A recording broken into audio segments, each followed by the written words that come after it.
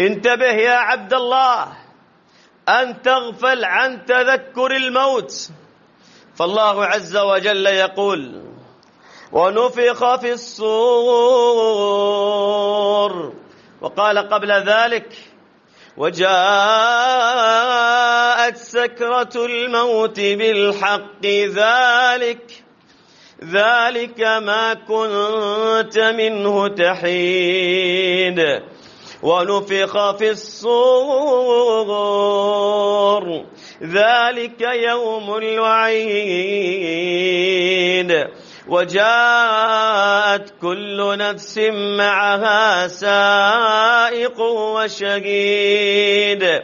لقد كنت في غفلة من هذا فكشفنا عنك غطاءك فبصرك اليوم حديد.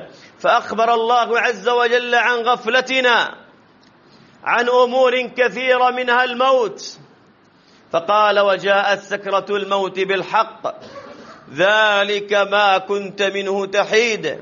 ثم قال بعد آيات، قال: لقد كنت في غفلة من هذا فكشفنا عنك غطاءك فبصرك اليوم حديد.